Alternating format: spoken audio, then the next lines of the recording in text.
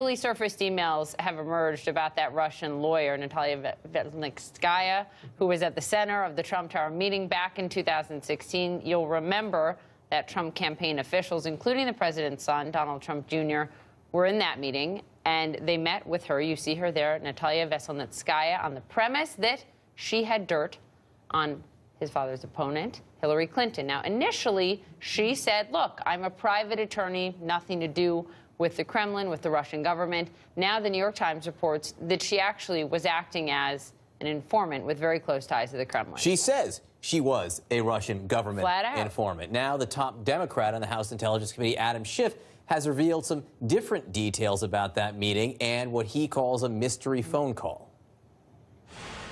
Don Jr., prior to the meeting, when this is being discussed by email, because it's of this sensitive nature and they don't want to do it by email, arranges to call Amin Agalarov. This is the son of this oligarch close to Putin. And we have these two calls to Amin. And the significant thing is they're separated by a third call to a blocked number. Now, we sought to find out, is that blocked number Donald Trump's blocked number? Because we found out during the investigation that Donald Trump used a blocked number during the campaign.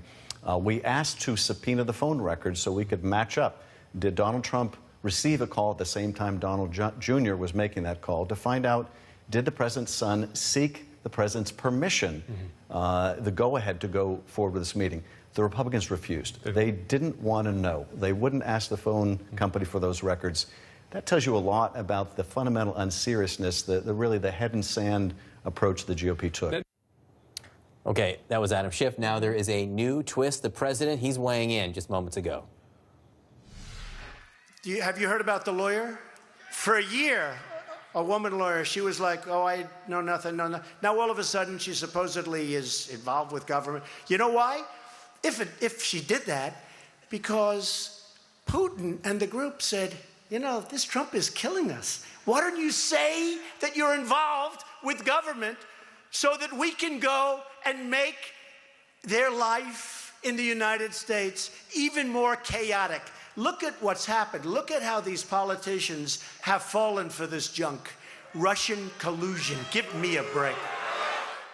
All right, so this Russian lawyer, Natalia Veselnitskaya, we should all go around the table and say that at least once. I love how you totally showed me up on Natalia Veselnitskaya. It'll be a drinking game once the Correspondents' Dinner is over. Go. Says she's a Russian informant. One of the things that I find most interesting is this news comes out on the very day the House Intelligence Committee puts out its report, its conclusive report, the Republicans in that committee saying there is no collusion. It's as if irony has a very deft scheduler. Lauren, you know, what do you make of this development? The House Intelligence Committee, both sides, Republicans and Democrats, covering themselves in glory? Yeah, it's huge that this came out in this way. And the idea that, you know, the president's son and his son-in-law obviously is campaign chairman in a meeting with a Russian informant is absolutely huge. And, of course, you can always tell with this president what really, truly bothers him, because it's always the thing that he always brings up, sticks on, and keeps talking about again and again and again. And so we'll see how this progresses, but obviously a huge development. It took the news right out of the fact that that report to come out. Because he thinks it undermines his win, Phil Mudd, because it all comes back.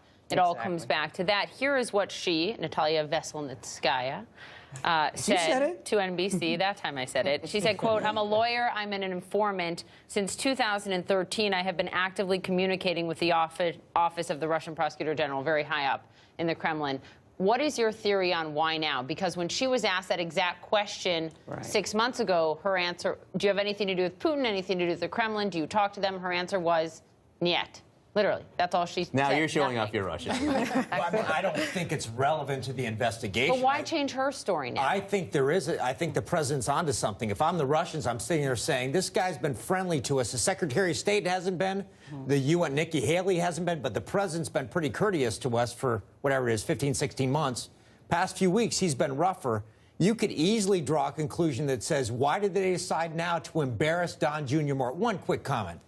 Cry me a river. I don't care what her background is. If you are a federal official or a campaign official involved in a campaign and you're meeting a foreign adversary with the idea that you're going to get dirt, I don't care if she's an informant or if she's your mother-in-law, you don't meet her. I don't care about the details. Do not talk to about a Russian who's offering dirt on the campaign. Done deal. I don't care about what he's You know, it is interesting you bring that up, Rick Wilson, because so often over the last year and a half, the agreed upon, we forget what the agreed upon facts are and how stunning in some ways the agreed upon facts are in this case. Whether or not she was an official Russian informant to a high-level Kremlin official, which she now says she was, we know that Donald Trump Jr. held a meeting because he was offered dirt on Hillary Clinton that he was told was from the Russian government because he was told the Russian government wanted to help Donald Trump. And we know that because of the emails that Donald Trump Jr. released. Correct.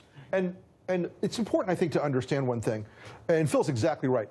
This tension's been ratcheting up a little bit because the oligarch class surrounding Putin has been put under some pressure now by these sanctions, okay? That Donald Trump had to be dragged kicking and screaming into deploying against the Russians after the overt nature of their interference in our election and a whole variety of other bad acts. But it's important to remember that the Russian oligarch class, Russian intelligence services, Russian organized crime, they're all of a piece. They're all seeking the maximum amount of leverage that they can play. And this was the kind of thing, this kind of dangle where they would go in and say, you know, we'll get you into the pool just a little bit. You'll put your toe in, then your knee, and then you're underwater, and you're beholden to the Russians. This is a classic part of their recruitment sort of methodology. This isn't, this from the outside, this doesn't look like, to me, it doesn't look like just a coincidental meeting about adoption. It looks like the Russians making a play, which they did, and we know what they were offering wasn't to talk about adoption or anything else. They wanted to talk about a trade-off for dirt on Hillary for Magnitsky relief. This was a simple quid pro quo. It's dirty as hell. There's no sane person in the world. Even Steve Bannon thought this was a bad idea. Even Steve Bannon thought it's a bad idea. That's like a gold standard of detecting bad ideas. On the pyramid of bad ideas, Steve Bannon stands at the top, buck naked, screaming, "Pay attention! This is a bad idea." Paris, this brings this meeting, which I think even many of the attendees would admit now was a bad idea to have, right back to the fore with this information that she was not a private attorney. She was acting on the behest in some way or another of the Kremlin. Look, I think what you see is happening is it's chess. They see what President Trump is doing, the administration is doing, and they say, okay, we got one on you, we'll do something here, we'll say this. It seems that, you know, this investigation has become overtly politicized, in my opinion, with the Republican documents and the Democrat documents, and we release ours now, we release this, and then we'll put this out. It's all political. I think at the end of the day that if this investigation is about Russia collusion in the 2016 campaign, be it with the candidate Trump's campaign or with the Clinton campaign, let's let the Mueller investigation run its course. Let it come to a conclusion and do it quickly, because what the Russians, we know what they wanted to do was sow discord. And when you do things like this and this drip, drip, drip, it continues to sow discord. Except the president said in the last 24 hours there never should have been a special counsel. And I agree with them, because it's the scope. You just said let Mueller's investigation run its course. I mean, just because he should run his course doesn't mean I think that he should have had one. I think that the scope of a special counsel is so broad and so large. We saw that with the Ken Starr investigation. They can go after and do anything. That's why I don't think it should have been done, because it's not going to be narrowly tailored to what this thing should have been about. Quickly, Joan.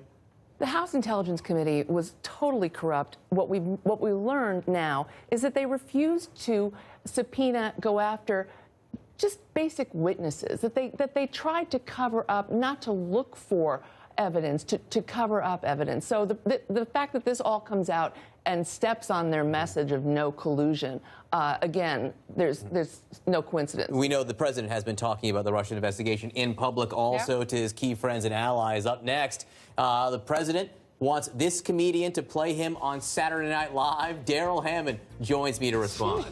Plus, the White House Correspondents' Dinner actually begins in just moments. You see the room there set with all 3,000 attendees. The comedian Michelle Wolf getting ready to roast politicians and the media alike. Stand by. Our special live coverage continues next.